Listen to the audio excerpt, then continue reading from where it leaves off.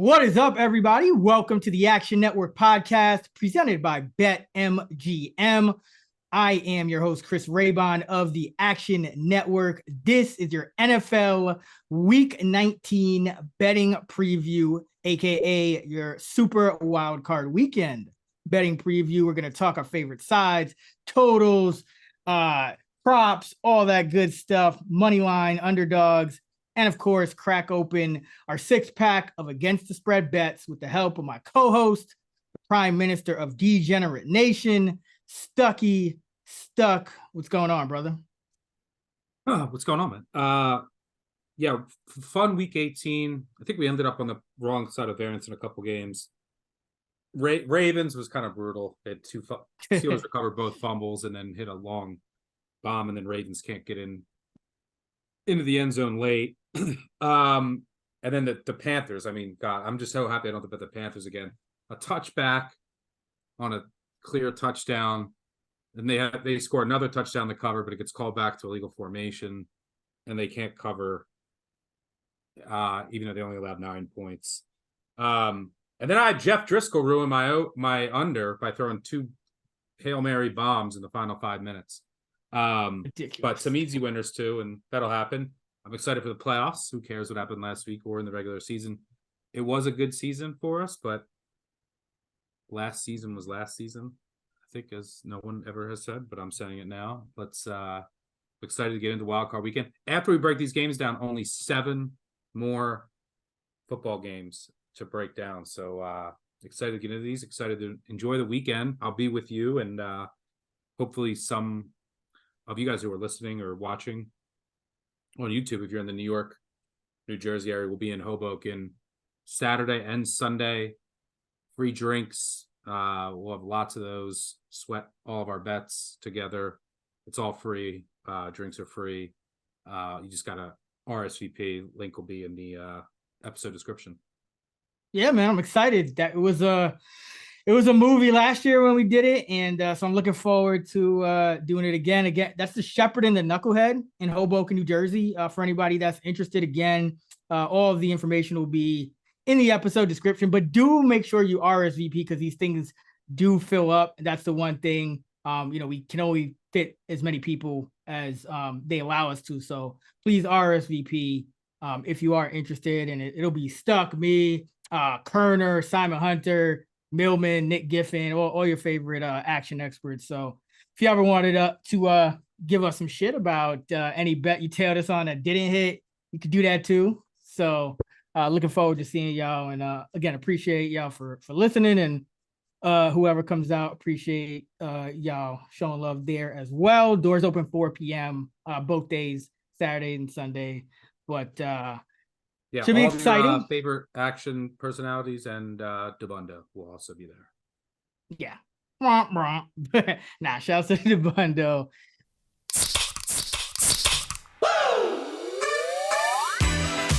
Thirsty for action? Let's crack open the Sunday six-pack. Let's get into our six-pack because we got no Thursday night football, which means straight six-pack this weekend, and we're opening it up to any type of bet, totals, props, whatever. The only rule is we have to have at least one side each. So that'll be our six-pack. Stuck, you're up 69-63. We'll do same 2-2 for our first 2 picks, 1 point for the third, and a bonus point if we sweep all 3. You went first last week, so I'm up first this week, and I'll start it off with the first pick of the Super Wild Card Weekend six-pack, going with the Green Bay Packers plus 7.5 at the Dallas Cowboys. And I think the key for me in this one is anytime you face Dallas in Dallas, you need to score if you're going to back a team to cover against the Cowboys in Dallas. Well, Green Bay, 6th in offensive DVOA on the year. Dallas, 9th, by the way. So Green Bay has overtaken Dallas. And then in weighted DVOA, which just weights recent games more heavily, discounts games earlier in the season. Green Bay is top 3 in offense. Dallas is 8. So this Green Bay offense playing well, and that's mostly to do with Jordan Love, who, kind of took the cobwebs out over the first 2 months of the season. He was sitting for the better part of 3 years outside a couple of spot starts, but his numbers since November have been borderline elite. First 7 games in September, October, 58% completion rate. Since then, 69%, 213 yards per game and 6.4 yards in attempt over the first 2 months, 267 and 7.7 yards in attempt over the last 2 months, 2.1 touchdowns per game, just 0.3 picks. So a 21-3 touchdown and interception ratio since November. That spans 10 games. His sack rate has gone down as well. And that's despite missing Christian Watson for 5 games, Musgrave, the top tight end for 6 games, Aaron Jones for 3 games, Wicks for 2 games and parts of others, Jaden Reed for a game and parts of others.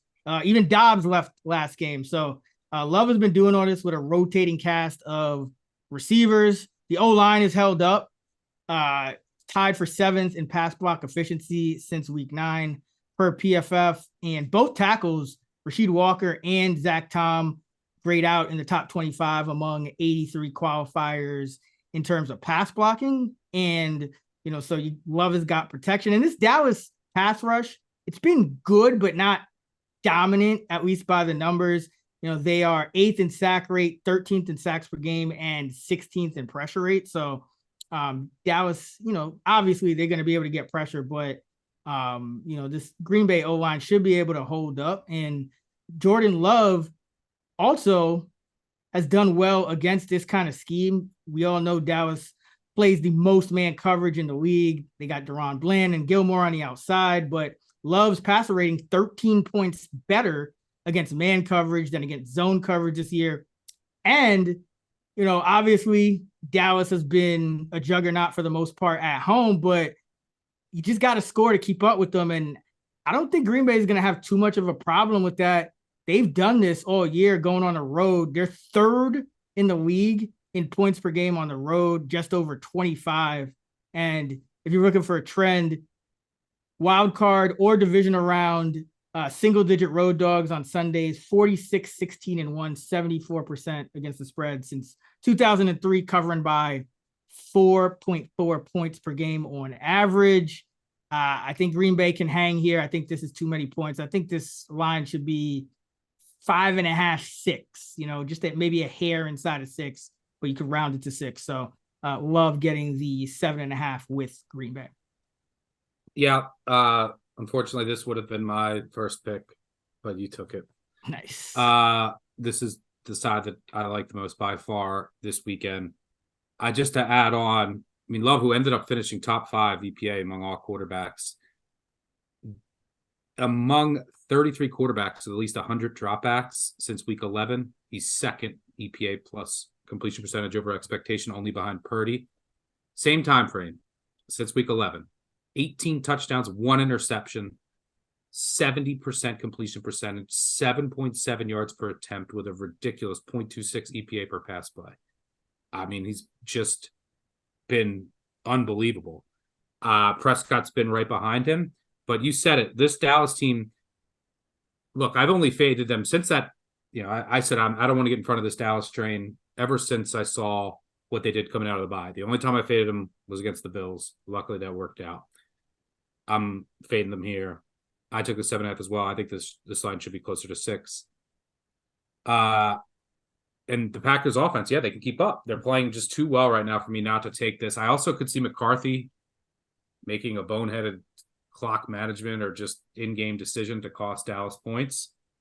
And you mentioned it. This Dallas team, look, Prescott's been really good as a favorite in this range, but usually it's against inferior teams. And once they get a lead, then they can take advantage of bad offensive lines. That's not the case here. Green Bay's offense right now is humming. Their offensive line can hold up against this Dallas pass rush. And then you'll hear the narrative. Well, it's not necessarily a narrative, it's a fact, but that Dallas has been so dominant at home. They're averaging 37 points per game. They haven't lost. But here's what they beat. the Patriots, the Jets, the Giants, the Commanders, the free-falling Eagles, the Seahawks, the Rams, and the Lions. And by the way, the Lions should have won, and the Seahawks had the ball with a chance to win late in that game. So it's not like they've been completely invincible. And the rest of those teams were either in free fall mode or I just have inept offenses or offensive lines. And they've really capitalized, and then everything just snowballs. I don't think that's the case here. Dallas is going to get its points, but like you said, I think Green Bay can keep up. It's not the worst matchup for the Green Bay defense, but I don't think they're going to get too many stops. And Green Bay on the road this year, yes, they're only 4-5. All 5 losses by 4 points or less. Dallas, all the pressure here. Green Bay can play loose. There is a stat here that I'll mention, a trend of inexperienced quarterbacks making their first start. And it's bad. You know, if you go back, quarterbacks making their first playoff start, just 17, 35, and 1 against the spread against quarterbacks who have playoff experience. So that applies this weekend to Stroud, Love, Rudolph, and Tua. I think it does apply to Rudolph, very inexperienced. But I don't think that's necessarily the case with Love, who's playing so well. And by the way, also Stroud, these guys played in they've played in playoff games the past 2 weeks. Stroud went on the road last week, and that was a playoff game. On the road, he had to win and in, or you're out. Love the past couple weeks been playing in playoff games, so I just think that agree. It's too many points. This offense is playing too well. I love the Packers here. Wouldn't be shocked if they pulled off the outright upset, but I think Dallas probably finds a way to pull it out by 3-6. Yeah. Let me just mention before we go on, with that offense playing the way it is, weighted overall DVOA, Dallas top 5 team, obviously. That's why they're weighing, over a touchdown. But Green Bay now up to 12. So that shows you how much that offense is kind of impacting the overall team. And that's really what you need. So it's number 4 versus number 12, which, the line's implying it's a much bigger mismatch than that. So, yeah. All right, for my first pick and the second overall of the Wildcard Weekend 6-pack, let's go Prop Joe status. I'm going to go give my prop here. I rarely get the bet props unless it's the playoffs.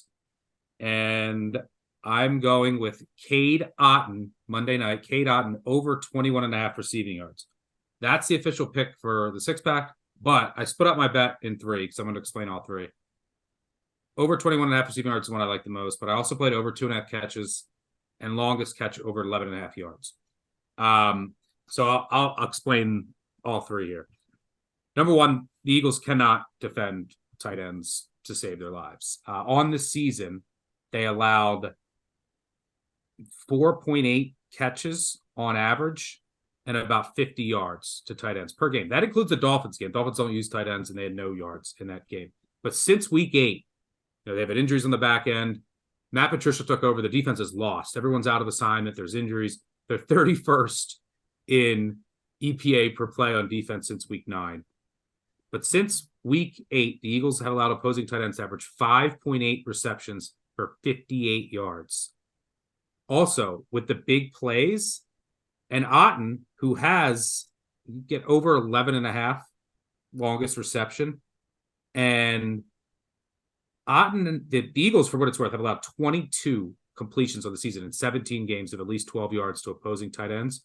Over the past 6 games, that number, 9, 8 of those are over 20. There's a good chance he goes over his reception yards and over his longest reception with just 1 catch. And, Cade Otton is not great by any stretch, but, he has 13 catches on the season of at least 12 yards. So in 17 games, he has 13 catches of at least 12 yards. And he has 50 targets over his last 11 games. There's no real other tight end. He's going to be on the field most of the game. And here's why I think he'll get, and look, Philly can't defend tight ends, but here's why I think he potentially might even get more looks. And why Philly's production is going down against tight ends. Not only are there injuries, Reed Blankenship, his production's fallen off a cliff. But the Eagles' offense right now is a mess. right? Hurts might be banged up. A.J. Brown is banged up. They can't figure out how defenses have adjusted to them. The play calling is a mess. So what does that mean? Less efficient offense means more snaps for the opposition. And, in the past, you go back to that Rams game, for example. The Rams, they don't have the ball the entire game because the Eagles can just keep it and their offense is humming.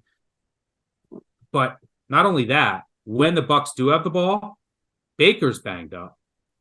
This offensive line might not be able to hold up against the pass rush. And Tampa's a bottom 5 rushing offense, might not be able to run in this game. So I don't think they're going to have much success in the ground. So it's going to lead to a lot of passing downs and potentially, it might even throw in some weather, Mayfield having to get rid of the ball quick. So with all the focus on Godwin and Evans, I think Otton can really take advantage. I think this number is too low.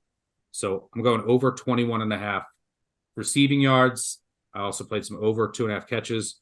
Longest catch over 11.5 yards, which you could find out there. Curious to get your thoughts on this one because you would know way better than me. But that's what I dug into and found. Yeah, so I actually shouted out Otton as the tight end that I'm high on and one of the best DFS values because I agree. I think his number at 21.5, that's pretty low considering he's, like you said, on the field almost every snap. He's averaging a route participation rate of 93% over his last 6 games. And that's, for the season, he's right around 90%. So he's missing maybe 1 or 2 plays or blocking on maybe 1 or 2 plays, I should say. And he's gone for 27 or more 7 of his last 12 games. So everything kind of points to him being like this guy who's, no one's really going to pay attention to him. No, he's not sexy. He's not a big play guy, but like you said, as Matt Patricia, he is from the Belichick school, probably going to sell out a little more than even most defenses do to try to take away Mike Evans. Also, like you said, Baker's going to have to get the ball out quick. So, yeah, I think Otton, I have him at 27 yards. So I think the one you're playing for the contest is probably the best value. I have him at 2.8 catches. So that's like slight lean to the, to the over 2.5, but I think there's more value on the yardage. So I like this one because I think Otton he kind of sticks out as like that one. And he's one, not everyone, as we record this, not everyone has a prop listed yet. You have a lot of question marks with the Eagles in terms of their injuries. You got a lot of question marks with the Packers.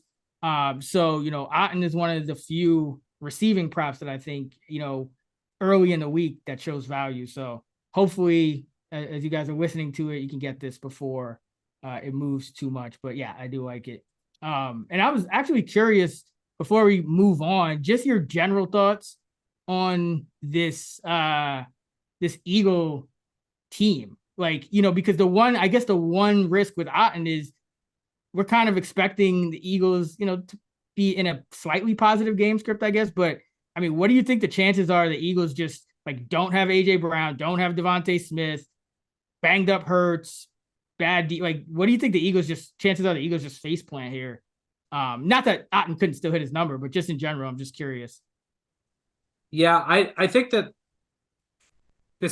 they're more likely to rally. The Bucs aren't good. I would love to fade the Eagles. Yeah. They're a mess on both sides of the ball. Just talked about their defense. Their offense, too, A.J. Brown, the big plays aren't there.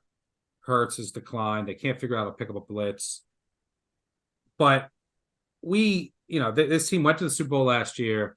This is a chance to hit the reset button going into the postseason. And we saw the same exact situation last season. You never want to overreact to the NFL. The Cowboys were in the Eagles' shoes. They had to win and then hope the Eagles lost, but they knew that the Eagles were probably going to win. And they went up to Washington, laid an egg, lost 26-6. Dak had his worst game ever. Well, what happened the next week because of that? Dallas had to go to Tampa. Monday night, 4-5 game. And Dak looked like prime Joe Montana and had one of the best playoff performances of all time. And everyone said Dallas stinks, and then Dallas rolled in that game. So I think Philly will rally here. I think that they're like, this is their ceiling though. Winning this game, it's more about just the Bucks, but I think Sirianni will play us against the wild card, and it could get them by this week. But I think you'll get a decent effort from them. And then depending on how everything else shapes out, most likely they're going to San Fran, and then the party's over.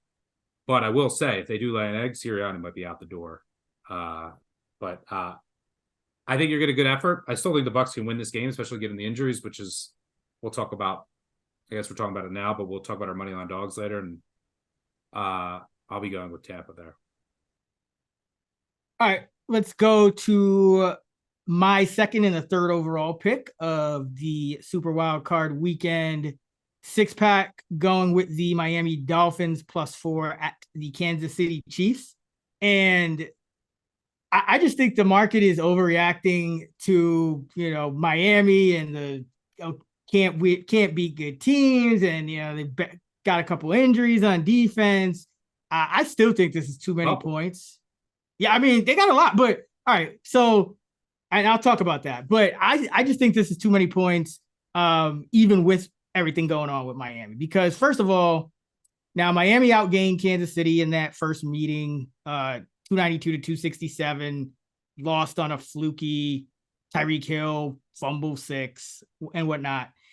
Now they've lost, Chubb and Phillips, their top pass rushers since then, which, is obviously a concern. But last week, without both of them, they were able to pressure Josh Allen on 20 of 44 dropbacks, or 44%, which is a pretty high number. They still held Buffalo to 14 points, on offense. One of Buffalo's touchdowns came on a Deontay Hardy 96-yard punt return, which not very sustainable. And the way this team matches up with the Chiefs, I still think they have enough on defense, because you still have Ramsey, you still have Holland in the back end. And this Chiefs team, I mean, they're banged up too, though. Yeah. That's what's scary. I mean, they look like they're going. Like, I don't like they're on the injury report, but I think those guys are straight. But my thing with the Chiefs is, like, everyone wants to talk about how banged up the Dolphins are, which fine, it's true. But let's not act like everything hasn't been a struggle for this Chiefs team offensively for the better part of, the second half of the season, if not longer. What happens when you get to the playoffs? Teams are going to play more man coverage, especially if you have weakness at receiver. Well, the Chiefs have two dudes, Rashee Rice and Travis Kelce.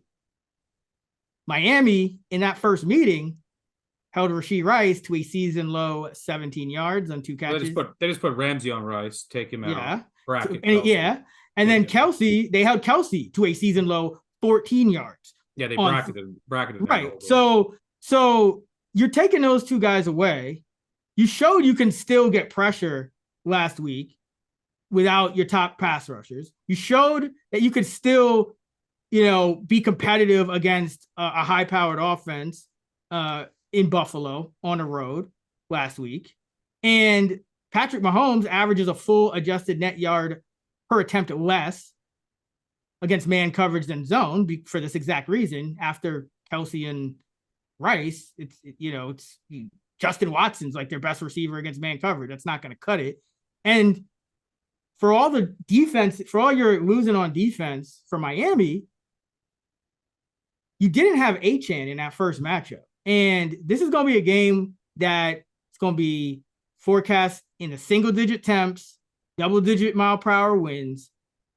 Achane's averaging 7.7 yards per touch, leads all running backs, scoring on 8.5% of his touches, leads all running backs. And this Chiefs defense, 27th in DVOA against the run, even though they've been good, probably the best defense of the Mahomes era, 27th in DVOA against the run, 21st in DVOA on passes to running backs. So just having Achane, regardless if Mostert goes, and he did practice Tuesday, and so did Jaylen Waddle. He should be back. Yeah, and Waddle practiced Tuesday as well. So you could have a full deck plus Achane, who you didn't have last game. But the Dolphins are still the better run defense of the two.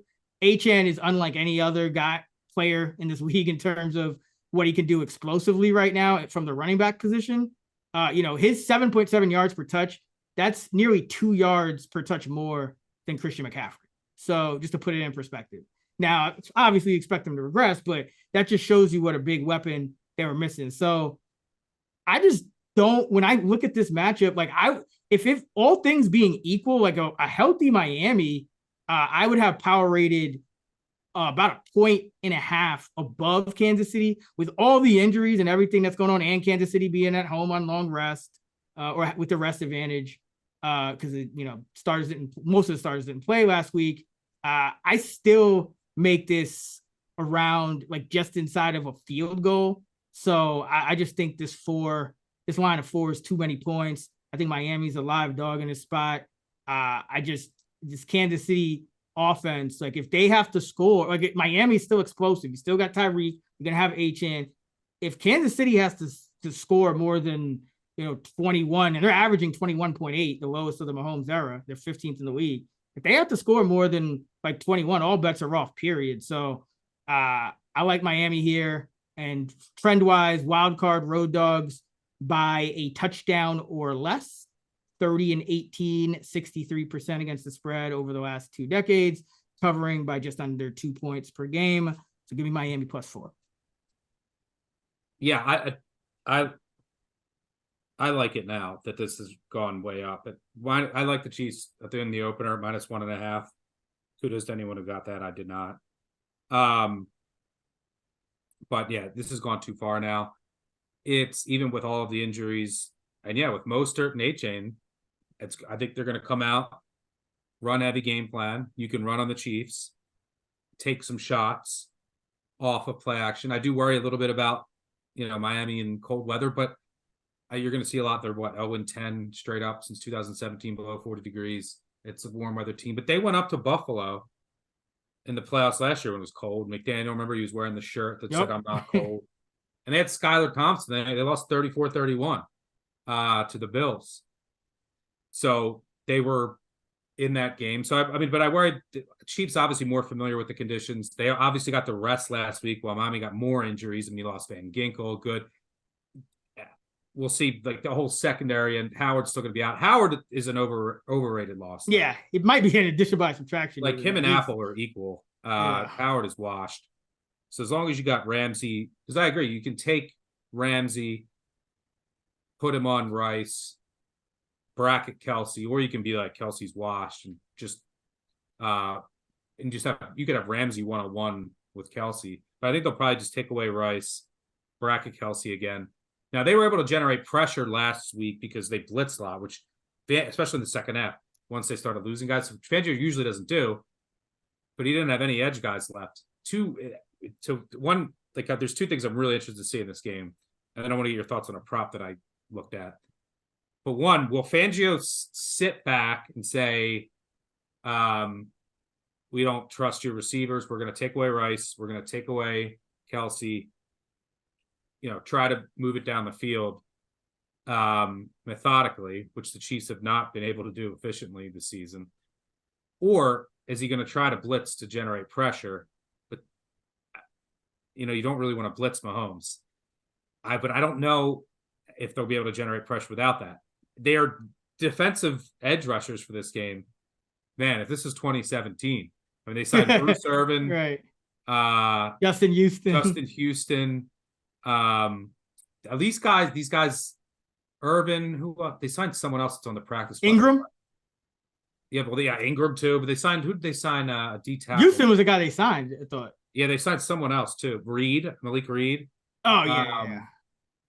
But all these guys that did sign have some history in Fangio's system, which is good. So they can come in and maybe give 10 or so, 10, 15 snaps. I am interested to see, does Kansas City, because the depth on Miami's defensive line is so bad.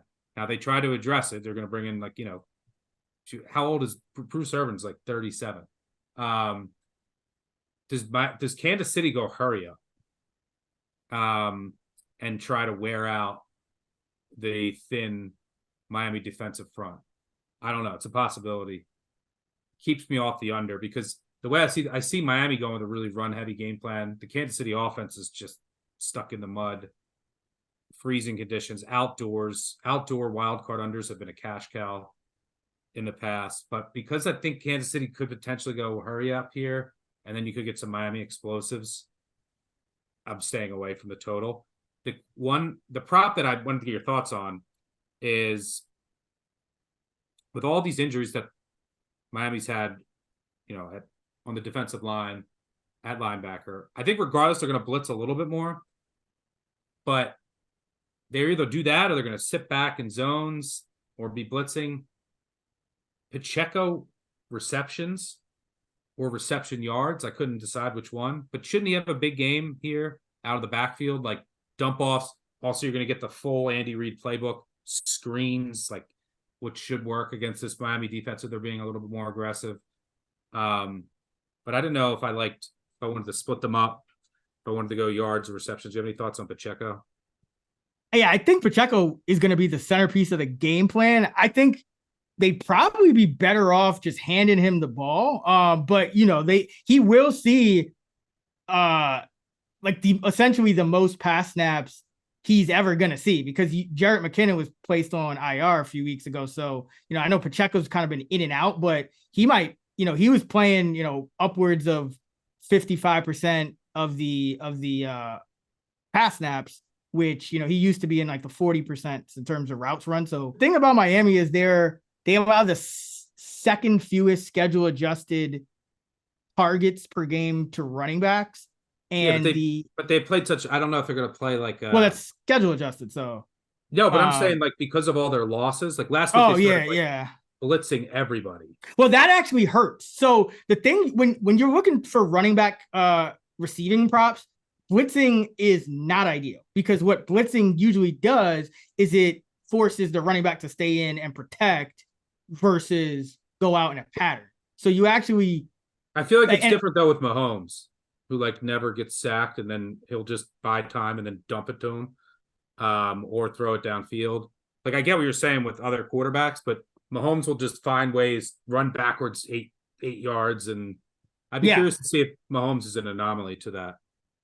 I mean, yeah, it's tough. I mean, I'm just saying, like that's the risk with Miami, and Miami also. I mean, they could switch it up, like you said, but if they do continue to play man coverage, they play it at a top 3 rate, or at least they have.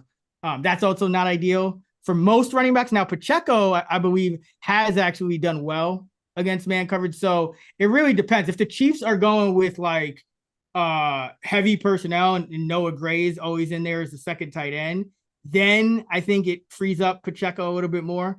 But if they're going to go, 1-1, that's when, he would probably have to protect some. But I do think he's got to be the centerpiece either way. It's just, it might be better to just look at like his total yardage or something like that. Especially if we think that Miami, which I'm pretty sure they're going to do, they're going to put Ramsey on Rice. Mm-hmm. Good night, right? Good night. He's done. You can put him to sleep. And then they're going to bracket Kelsey. So like, good night. Yeah, it's Justin Watson and Pacheco and Tony if he's able to play more than like 5 plays. Yeah. Okay. But I do remember reading in the rumor mill, or I guess it was the Team Beat, that they are kind of looking to simplify the offense, not just conceptually, but in terms of the roles that players have on game day. So essentially they want to spread the touches around and snaps around less. Now this was a few weeks ago, but then I think they only had like 1 game and then they had, they rested everybody. So if it's not Kelsey and it's not Rice, it's gotta be Pacheco. So I think Pacheco does have a big game. And I also think Mahomes rushes for a good amount of yardage. Yeah. Now, the thing is, like his prop, I already adjust, his scramble rate goes way up in the playoffs. I adjusted for that, but the books are already on top of it. So I have him, like near 30 yards, but so do the books. Usually he's closer in the low 20s. So that no real value there. But yeah, I think anyone, anytime touchdown Pacheco, total yard Pacheco, anything like that, probably a good bet. All right, for my second pick in the 4th overall of the wild card weekend 6-pack, I'm going with the Houston Texans, Cleveland Browns over 44.5. I mentioned wild card weekend indoor unders, not necessarily the case, or excuse me, outdoor unders, which have gone 51-35, close to 60% over the past 20 years. Indoors, overs 11-8. Fast track here. For what it's worth, the Browns on the road this year, 8-0 to the over by 15 points per game. They were also the number one most profitable team total over team in the NFL. But here's why I like this over. So I think it should be over 45 at the minimum. So the Browns now with Joe Flacco, they've gone from a bottom 5 pass explosive offense to a top 5. They're now playing fast and just chuck it all over. I mean, this is an explosive passing offense with Flacco, and they're going up against the Texans defense that can stop the run, can't stop the pass. Except last week. Last week they could not stop the run for I don't know what the fuck that was. Yeah, I don't know what was going on last week. But their pass defense numbers are horrific. And Stefanski's smart. He's just throwing it all over anyway. I expect that to continue. So I expect Cleveland pass-heavy script. There's going to be some explosive passing plays. And look, this Houston defense, even their pass defense numbers are bad. And here's who they faced. They faced one top 10 EPA offense all year. That was Baltimore in week 1. That's it. And that was a first game of a new scheme. They still lost, I think, 25-8. They've only faced 2 others in the top 13. Tampa, right, the explosive Bucks, which is number 12. Tampa put up 37 in Houston. And the Bengals, who scored 27. That's it. Here are the other offenses that they faced. The Titans twice, the Jags twice, the Colts twice, the Steelers, Falcons, Jets, Broncos, Cardinals, Panthers, Saints, and Browns, who are, bottom tier EPA offense, but not since Flacco's taken over. And the Browns with Flacco put up 36 in the stadium a few weeks ago. The Browns are going to score in this game. On the other side of the ball, the Browns defense, number one, it's not healthy. Maybe they'll get Delpit back, but they're not healthy at safety. They lost Walker. They lost some defensive line pieces, and it's not the same unit away from home. This is a team that's given up 30 points per game on the road on average. They've given up 22 or more in every game, including against Houston, who had Case Keenum at quarterback, and they still got to 22. This Browns defense is not the same on the road. Stroud, I think, will hit some explosive pass plays. He's going to throw downfield. This is an aggressive Browns defense. I think he's going to have opportunities to hit some big plays. So I think we're going to get some explosive passing plays. I am curious to see what Houston does to slow down Cooper. So I would imagine there's probably value on Cooper under. I don't know. I haven't even looked at the numbers. But Cooper went for 265. So do they shadow him with Stingley, I'm guessing, and then say someone else beat us? And Njoku probably has a huge game, I would imagine. Maybe more. Has a couple explosives. But Flacco's more than happy to spread it around. But I am curious just to see what Houston does. Like, do they overreact to what Cooper does? And that opens up some other things. But I think that both offenses should have some explosive passing plays, which is what you want for an over. Fast track here. Would normally be concerned about Stroud, like being inexperienced first playoff start, but it's at home. And like I said, he had basically a road playoff start last year, and he's just head and shoulders above rookie quarterbacks that normally are in the situation that fail and have horrific stats. Flacco obviously has plenty of experience. So, yeah, I think that we're going to get a 9th straight Browns road over. Give me over 44.5. Yeah, I struggle just with this matchup in general. I'm kind of going back and forth because like at first glance, the total does look low. But then I'm like, okay, Flacco, he's been like Houston is like predominantly zone team, and like he has been like significantly worse against zone coverage, like a 74 rating and 4.8 adjusted net yards an attempt against zone, 95 rating, 7.4 against man. But then, like you said, what, like, if they're going to put Stingley on Cooper, like, what the hell are they doing to Cooper last matchup? Like, Stingley did cover him, I think, on 5 of his targets. Now he had, like 15 targets. Stingley covered him on 5 of them, gave up a touchdown, 43 catches, 43 yards. So like that, that they're also missing Ward and Thomas now too. We're both on. Yeah. They should get we'll see about Greenard. Like they need more pass rush. Yeah, Greenard and Anderson aren't fully healthy. Yeah. So that doesn't help. They're not getting the same edge rush. I think they'll both probably play, but I don't think that they'll be at 100%. Which has also hurt their pass defense numbers. But it is just amazing that they faced one top 11 EPA offense all season. Like just stunning. Well, and then on the other side though, and like I think the Texans obviously you're under a field goal dog, obviously a live dog at home in the playoffs, but I do worry in this matchup more than the last one about the health of Stroud's non-Nico Collins receivers, because like Noah Brown seems like he's still banged up. Woods, I mean, you really have, like, Woods has been a non-factor even when he's healthy. Mechie, non-factor. Hutchinson, non-factor.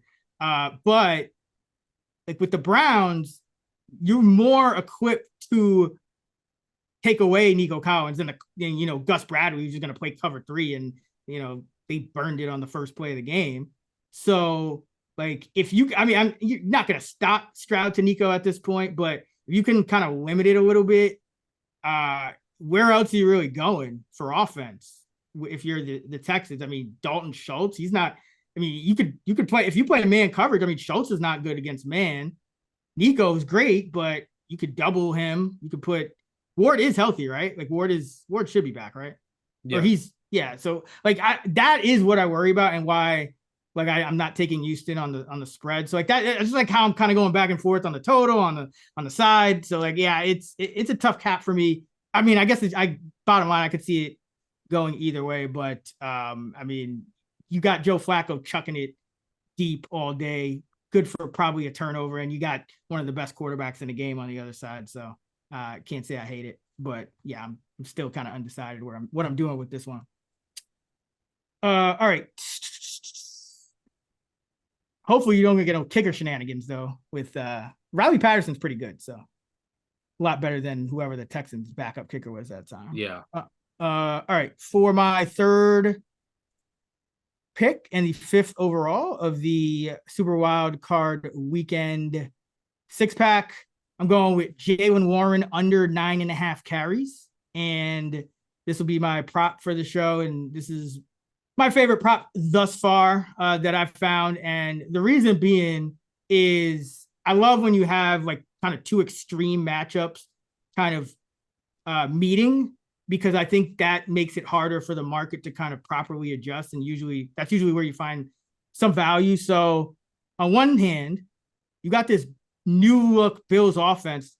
It's a lot more run heavy. They're running on 52% of their plays under Brady compared to 41% under Dorsey. So what that's done is their opponent average time of possession for Buffalo, their opponents went from averaging just over 30 minutes of time of possession to just under 26, with Brady. And they're averaging only 56 plays and 16 backfield carries per game since Dorsey was fired. So that is in stark contrast to Jaylen Warren and the Steelers, who, since they fired their offensive coordinator, they've been averaging, nearly 30 backfield carries per game. And Jaylen Warren's averaging 9.9 carries since they fired Canada. But he's been under 10 in 4 of the last 7. So And that's with the Steelers holding the ball for an average of 32 and a half minutes, running 62 and a half plays, and handing the ball off 28 times per game. So you got the Steelers handing off 28 times per game, holding the ball for 32 and a half minutes. You got Buffalo allowing only 16 handoffs per game and limiting opponents to less than 26 minutes of time of possession. So essentially, what I'm trying to say is the Steelers, Warren's barely, like, this is kind of Warren's median or a little under it, even with the circumstances of the last few games, before you even factor in this matchup, before you factor in the fact that they're 10-point underdogs. And also Najee Harris, his emergence has kind of relegated Warren to more of his initial role this season, which was kind of a change of pace and, heavy on the pass snaps. Last three games, Najee, 72 carries, 312 yards, 4 tutties. That has relegated Warren to just 29% of the backfield carries, but 74% of the pass snaps. So you just have all these factors that kind of point to, if Pittsburgh does hang close and, kind of surprises us, Najee is going to be the main beneficiary at this point, because you can't, he's the hot hand. He's kind of forced the coach's hand. If the opposite rings true and, Pittsburgh doesn't have many possessions, is it at a deficit, Warren will get more snaps, but they'll likely be passes. So I like this one from a number of angles. And, with Pittsburgh being a 10-point dog, it's worth noting that Warren averaging 9.8 carries per game in wins, 7.3 in losses. And that's generally what you expect of a non-featured running back, 2.5 carries per game less in losses. I think Buffalo should be able to take care of business here. The last time they played Pittsburgh, it was a 38-3 win for Buffalo. I believe it was in sometime early 2022. So like this Warren under 9.5, even juiced up, I would prefer it. You might see an 8.5 at plus money. That's, there's a little bit of value there if you can get it at better than even money, but at under 9.5, this should hit about 2/3 of the time. So the books probably won't juice it to even past like minus 180 before dropping, but I wouldn't hesitate to play under 9.5 at any juice. 8.5, you'd have to be getting better than even money. But Jaylen Warren under 9.5 carries at the Buffalo Bills. Like it. I wanted to lay it with Buffalo if you can get under 10 or under 10 pops, but I cannot bet it now. There's so much weather uncertainty and the lake effect and how bad are the winds going to be. There could also be snow. We could have a snover. People, I should remind everyone what snovers are. Snover, here are the qualifications. There has to be the perfect amount of snow on the ground. Can't be too much. If it's like a foot, you can't move. But it has to be like a slippery surface. You can't have too much wind. So wind will kill any, over. And then the market comes down because of the weather right before kick. And then that's when you bet the over. But you can't have any wind. So it's just, you need the right conditions and then the market to come down. And then you can get a better number. But so I don't think we'll have a snow here, because you could have, the other night at Buffalo, there was 60 to 70 mile an hour wind gusts. With the lake effect, it's so hard to predict 5 days out. We're recording this on Wednesday. So I got to see how bad these winds are going to be, because, if they're like, do you remember the game against the Patriots when the Patriots just threw it one time? Yeah. Monday night. Like, you could see Josh Allen could still make some throws, but it becomes extremely difficult to even throw the ball, to kick the ball when the winds get to that level. So I need to wait on a clear weather report. If it gets real bad, it's definitely edge to the Steelers. It just creates way more variance, but they will miss Watt bad. I mean, he could change a game with a play, and their defensive numbers with and without him are bad. They also have a lot of injuries at linebacker and safety. We'll see if Fitzpatrick comes back, but they're vulnerable with the middle of the field. So I imagine that's where the Bills will attack, on the ground, through the air, tight ends, backs, Allen's legs, because the Steelers are very vulnerable over the middle of the field. But TBD, got to wait on the weather there for that one. But for my third pick in the 6th overall of the Wild Card Weekend 6-pack, I'm going with the Detroit Lions -3. I didn't think I'd be going here, but I dug into this game. And then once this line came back down to 3, I think Lions fans, I think you're winning on Sunday night. Here are the reasons. Number one, you have to pressure Matt Stafford to throw him off. You have to stop their run game in Kyren Williams. Lions can stop the run. Lions can generate pressure. Number one in the NFL in pressure rate, hurry rate, quarterback knockdown rate. Now, they didn't translate to a lot of sacks, but that's not really predictive. They can pressure the quarterback. They can stop the run. Now, are they going to be able to stop and cover Nakua and Kupp? Of course not. Their corners are not good enough, but they also have McNeil back, who helps a ton all across the board. But they got C.J. Gardner-Johnson back.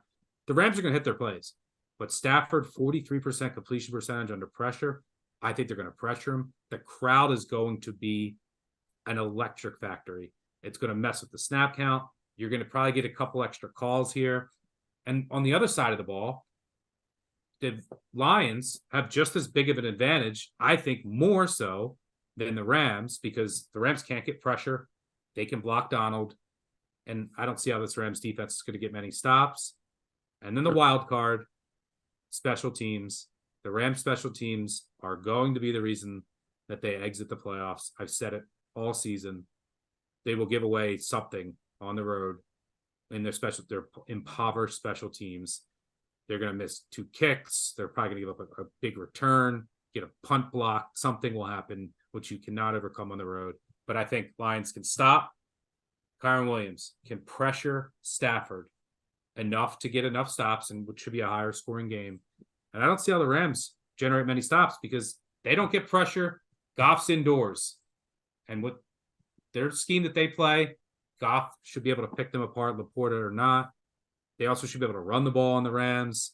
This Rams team, I think, is overrated. Everyone's calling them a sleeper to win the Super Bowl. I do not see it. They overachieved this year. Credit to McVay. Credit to Stafford, Nakua, Kupp. It's amazing to watch that offense when it's humming. But let's remove the game where everyone sat their starters at the end. Other than that, they went 1-6 against playoff teams this year. The one win was against the Browns at home, who had a ton of injuries. Ward, Garrett, all were hurt. And Flacco's, I think, first start. That's it. I mean, they were blown out by a bunch of other teams. Remember, this is a team that lost to the Steelers at home. They should have lost at the Giants a couple weeks ago. Everyone's putting too much weight into that game at Baltimore. They did so much of their damage analytically against the Seahawks and Cardinals, which have just boosted their numbers astronomically. Still a bad defense. Still horrendous special teams unit. I think the Lions, because they can protect better and the Rams don't get pressure, they'll be able to sustain more drives than the Rams and special teams. Campbell, I think, will also have more positively aggressive decisions than McVay in the spot. Throw in the home crowd, get a couple calls, loud, raucous, cause some false starts too. I think the Lions win. At 3, they're a play. At 3.5, they wouldn't have been. But I think the Lions get it done. Yeah, the more I dig into this one, the more it sounds crazy to say, but I am a little bit worried about that Rams offense too, because I kind of broke it down, and I like to look at, okay, it's the playoffs, which defenses might man up, and the Lions. I mean, do you think the Lions will be willing to play some man coverage now with their secondary a little bit healthier? I think so. I think they're going to have to.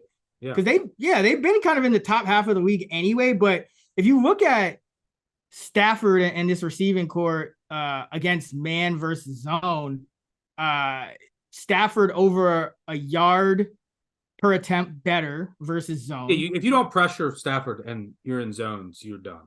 Yeah, but the Lions don't have to do that. They can play man. And if you look and at they get pressure, they also get a ton of pressure. Yeah, and if you look at now you go to the receiving core and you say, okay, well, how is this coming about? Because it's not just a quarterback. It's because of, the combination of receivers. And luckily with the Rams, they play the same guys almost every snap. So you kind of know what you're going to get. You're going to get Nakua, Kupp, and Robinson, Higbee, and then Williams. So against man coverage, yards per route, Puka, 2.8 against man, which is elite, and 2.9 against zone. So he's really the only one that is good against man. Cooper Kupp really struggled this year against man. 1.4 yards a route against man, 2.2 against zone. Robinson, 2.3 against zone, but only 1 yard per route against man. Higbee, 1 yard per route against man. That's not good.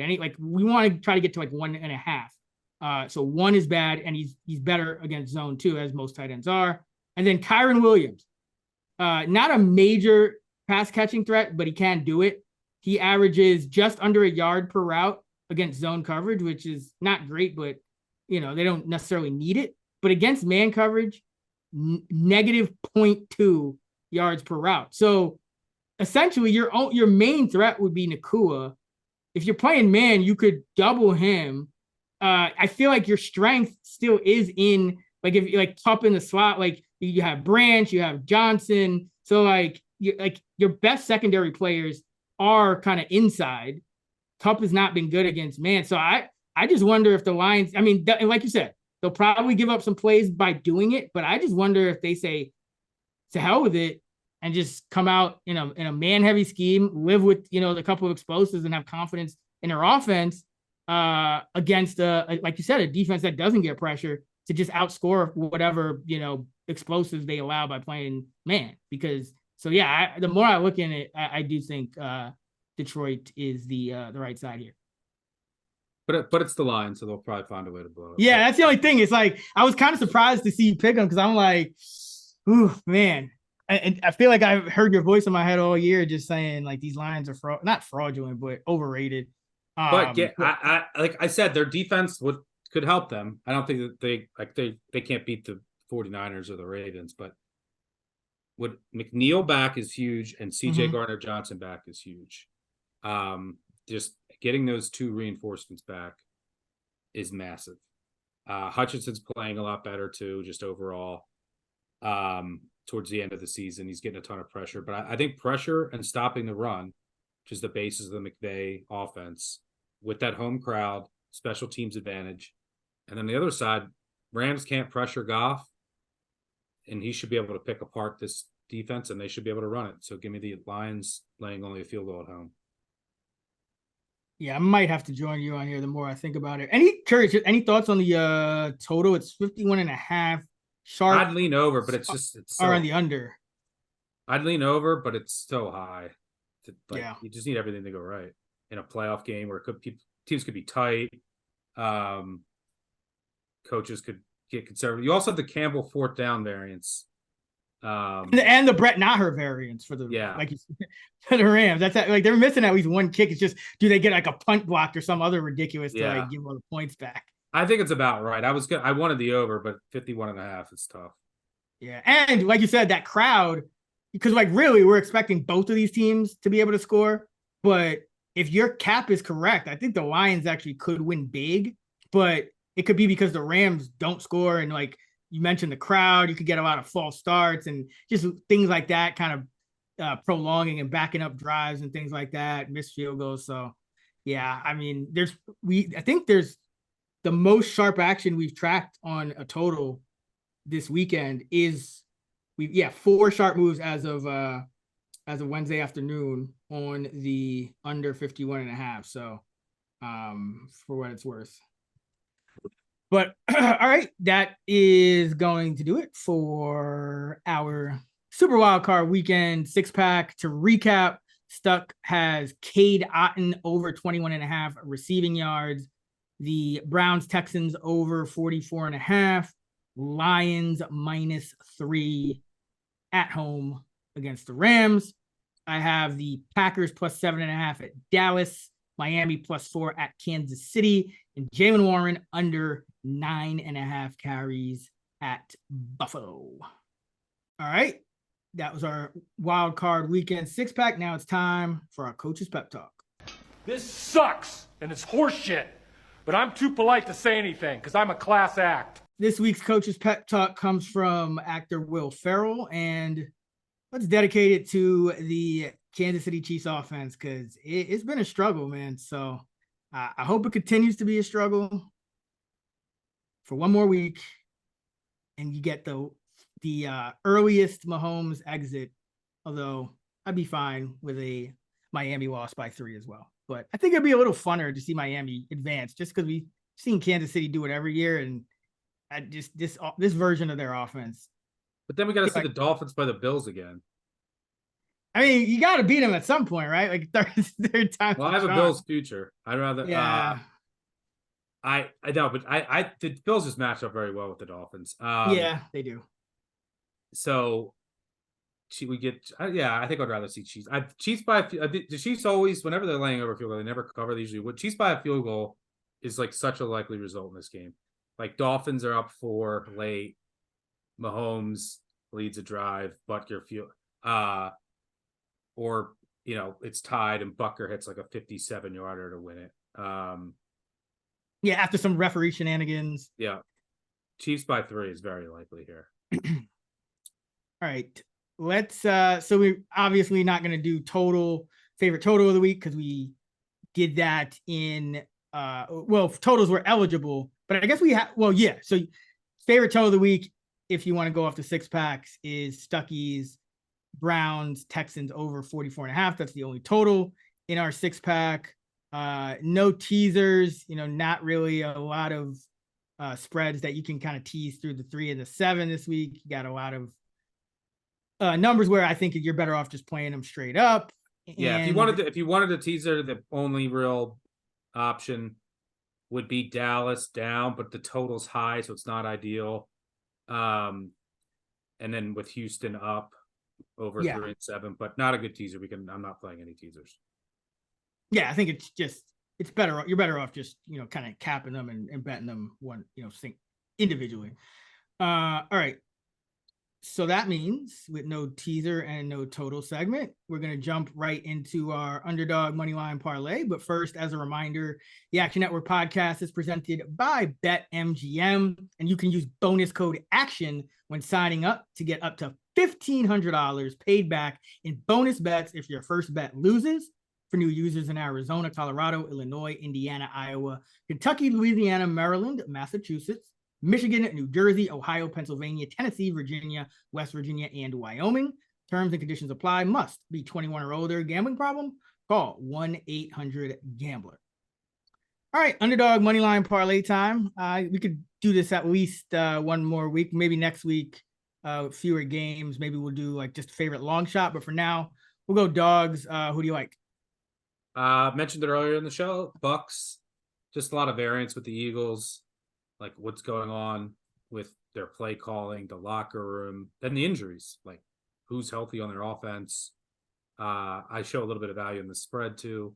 So yeah, let's roll with the Bucks. Home dogs, for what it's worth, have been very successful in the NFL playoffs historically. So I have double-digit favorites, 2 of them in play. For what it's worth, past 10 postseason home underdogs, 8, 3, and 2 against the spread, while double-digit favorites have gone 11 and 4 against the spread.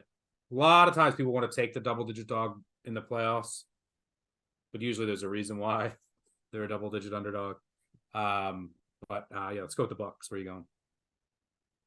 I'm gonna go with the Texans plus 120, and kind of similar situation. A lot of variance, a lot of ways this could play out. I kind of touched on it earlier, but at the end of the day, there might be a time in the very near future where we look back and say, like, we were really favoring 39-year-old ghost of Joe Flacco over CJ Stroud at home. So, like, I can't let this podcast end without fading Flacco, the ghost of Flacco on the road, as well as he's been playing. It just like the trajectory Stroud is on. This may look ridiculous sooner than later. So, and I mean, who knows? This, Flacco had 5 games. He put up and then he rested. This might be the top of the market for Flacco, favored on the road against like one of the best quarterbacks in the NFL. So I know it's his playoff debut, but like you said, he's not like most quarterbacks. So I think this is a perfect way to kind of invest. 2.5, not really a ton of value. I think it could go, like I said, I think it could go either way, but in a coin flip game, I'll take the money line dog. So trying to go 2 in a row, had the Giants at plus 200 come through for us last week. Finally, I was on like in a slump. You're still up. You still have 7 to my 4 on the year, but hopefully I can make it 2 in a row and you can get back on track. Yeah, I think that this is probably the peak of the market on the Browns. the Browns and the Rams, I think, come into the playoffs overrated. Everyone's like, they're the sleepers. Mm-hmm. The Browns with Flacco have been much better. They're throwing it all over. But look, they lost to the Rams. They lost to the Broncos. And since then, they beat the beat-up Jags, who we've seen what the Jags did at the end of the year. And they beat them 31-27. Then they beat the Bears. And the Bears had chances to win that game. Remember the drop early in the first half of an 80-yard touchdown. Then they beat the Texans with Case Keenum. Then they beat the Jets with Trevor Siemian. And then they lost with their backups to Jake Browning. So, like, who have they really beat during the stretch? Nobody. Yeah, it's just I mean, the Texans really haven't beat nobody either, but I guess they got a couple. Who do they get? They got Cincinnati when Cincinnati was probably as good as they were gonna get. But yeah, I mean, like you said last year, it was like you're gonna look back and regret fading Mahomes as like a less than 3-point favorite or whatever. It's like I just look at it like Stroud underdog at home against the ghost of Flacco, who's played 5 games. Mahomes is an underdog. Yeah. Oh yeah. Sorry, as an underdog. Yeah. But yeah, same kind of similar thing. Like not trying to compare the two, but Stroud is like one of the few I think my favorite quarterbacks to watch now, especially with Mahomes having a like shaky year, it's probably been Stroud number 1 and Jordan Love number 2, and then like Dak. Like I mean, Lamar. Sorry, I'm forgetting Lamar. Yeah, Lamar. Who, by the way, he's gonna win that MVP, right? Yeah. Did you get down on that or? Yeah, 14-1. Woo! There we go. And you got the Bills future, right? Bill, I have the Ravens 10-1 Super Bowl. Ravens, I got that like week 9. We get that on the pod. And then Bills 50-1 Super Bowl. The best part about that is the Bills beating the Dolphins. They can't face each other until the AFC Championship. Hopefully that's the matchup. And then Lamar 14-1 MVP. So lovely. Hopefully. All right. Well. That is a wrap for us. Thanks for listening. We'll be back here every Thursday throughout the NFL playoffs. You can hear more of myself this week with my guy Sean Kerner, the odds maker, talking fantasy, DFS, prize picks, all that good stuff on the Fantasy Flex podcast. We also have our player projections episode right here on this channel. And now that college football is about to wrap, you can hear Stuck talking college hoops over on the Big Bets on Campus pod every Monday and Friday. And Stuck is on X at Stucky2. I'm at Chris Raybon. We're at those same handles on the free award-winning Action Network app. Again, don't forget, we'll all be in Hoboken, New Jersey, Saturday and Sunday for Wild Card Weekend. More information in the episode description. Make sure you RSVP if you're interested in attending. And don't forget that Action Network Discord server link in the episode description for that as well. Until next time, let's get this money. Go.